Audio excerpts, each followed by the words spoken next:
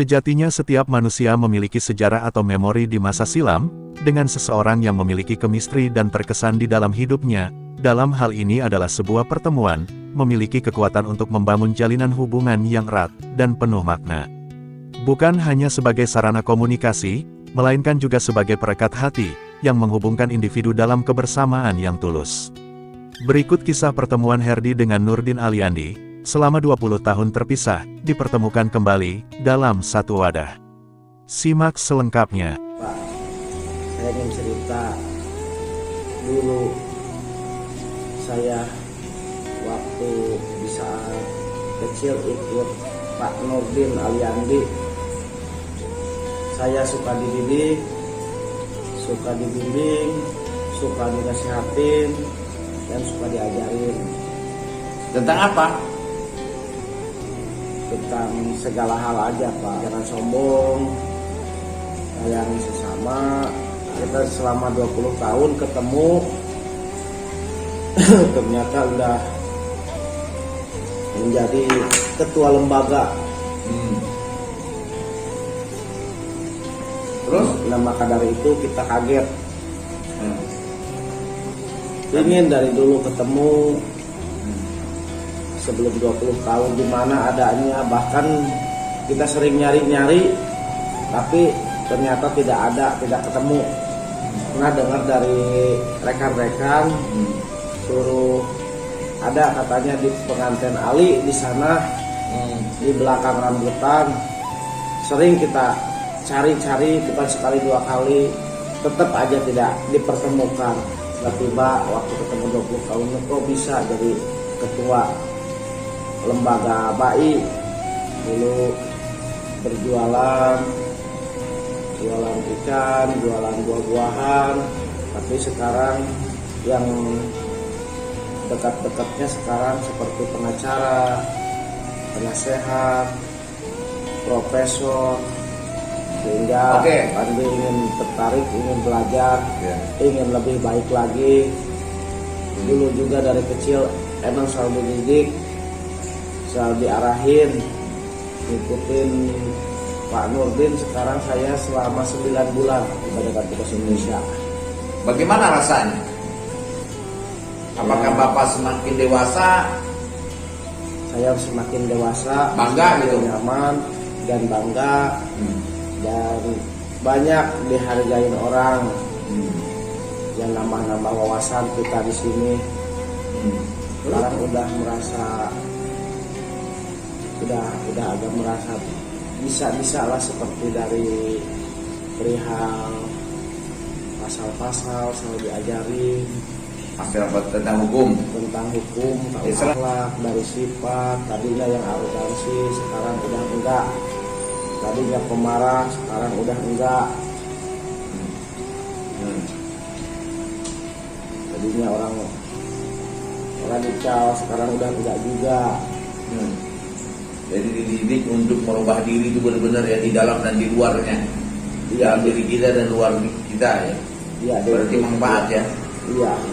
Apakah selama hidup Pak Andi di luar sana, ada nggak yang seperti Pak Nurdin mendidik Pak Andi itu sungguh-sungguh? Oh, nggak ada Pak. Nggak ada. Gitu. Nggak ada. Merasakan nggak Pak Nurdin itu mendidik Pak Herdi ini tulus gitu? Ya, merasa. Tulus, ikhlas mendidik Pak Andi itu. Pak Nurdin itu tulus. Kadang Pak Nurdin itu selalu tahu dalam keadaan saya seperti apa.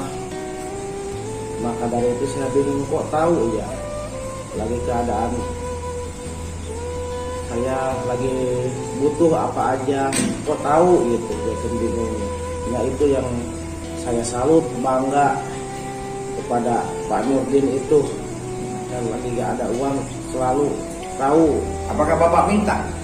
Tidak minta, tapi Pak Nurdin itu tahu. Setiap saya ada kesulitan, kok tahu gitu, suka merhatiin gitu. Dikira ada yang menyampaikan, tapi kita langsung telusuri tidak ada ternyata. Pak Nurdin itu sebenarnya tidak usah dipinta, tapi dia juga ngerti sendiri. Semoga Ketua Nurdin dipanjangkan umur, banyak rezekinya, dan semoga mendapatkan apa yang dicita-citakannya. Saya minta kepada Allah Subhanahu wa Ta'ala. Bapak menganggap Pak Nurdin ini sebagai ayah, apakah sebagai ketua? Sebagai ayah kita sendiri, karena dari kecil mendidik sampai sekarang ketemu lagi selama 20 tahun, saya selalu dididik ketua. Jadi kadang suka ingat masa-masa dulu gitu. Jadi di dalam dirinya yang Bapak rasakan Pak Nurdin ini nggak berubah ya? Nggak berubah dari pelakuannya, enggak. Cuman yang diberubahinnya sekarang adanya di lembaga, yaitu lembaga BAI gitu, yang menjadikan kita salut. Maka dari itu kita diikutin ketua Nurdin itu sama kita, karena udah anggap ayah sendiri. Saya terharu setelah 20 tahun ketemu sampai saat ini, kita di sini baru lagi 9 bulan bisa ngajarkan yang lebih baik lagi, gitu ya. Bahkan harus bisa gitu, dari ucapan-ucapannya harus bisa untuk siapa, untuk saya gitu. Harus pintar, harus bisa di sini. Apakah Pak Nurdin mengatakan butuh orang pintar? Tidak. Apa yang dia butuhkan? Butuhkannya orang cerdas, pokoknya harus cerdas. Pak Nurdin itu tidak butuh orang pintar. Kalau orang pintar itu katanya bilang memintarin gitu. Saya bangga, saya salut, saya sampai bisa diajarin sedikit demi sedikit dari masalah tentang KUHP, pasal-pasal. Bapak merasa menyesal nggak dari dulu nggak belajar, setelah ketemu dengan Pak Nurdin semangat lagi? Menyesal Pak, menyesal banget saya Pak. Kalau nggak ketemu Pak Nurdin sekarang ini, saya mungkin gimana gitu ya, hidup saya gitu, nggak bisa tentang hukum. Cerdas tanpa akhlak, kata Pak Nurdin apa? Tidak berguna. Tidak berguna, iya Pak. Nggak ada yang kayak Pak Nurdin itu. Karena saya tahu menjadi ketua itu tidak semudah membalikan telapak tangan. Seperti di merekrutnya seperti apa, ketua itu seperti apa. Jadi kamu merasa punya ayah lagi? Iya Pak. Hal begitu ucapan kepada Allah. Dan saya udah orang tua saya sendiri sama ketua Nurdin itu, saya tahu dari kecil saya merasa selalu dibawa itu, yang suka dididik itu dari ketua itu. Maka dari itu saya mau ngucapin semoga Allah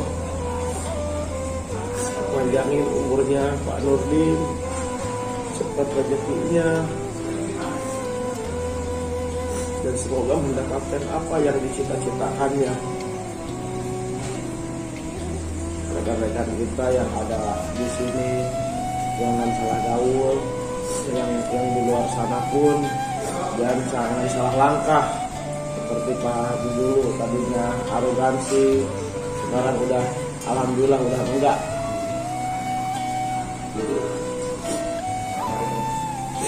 Ya mungkin saat ini kita dulu ya. Assalamualaikum warahmatullahi wabarakatuh.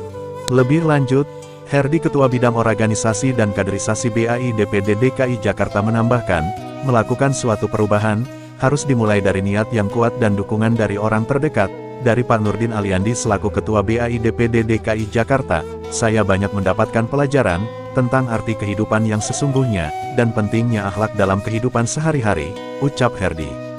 Semoga apa yang diajarkan Pak Nurdin Aliandi dapat saya serap, bermanfaat dan saya terapkan, agar hidup jauh lebih baik.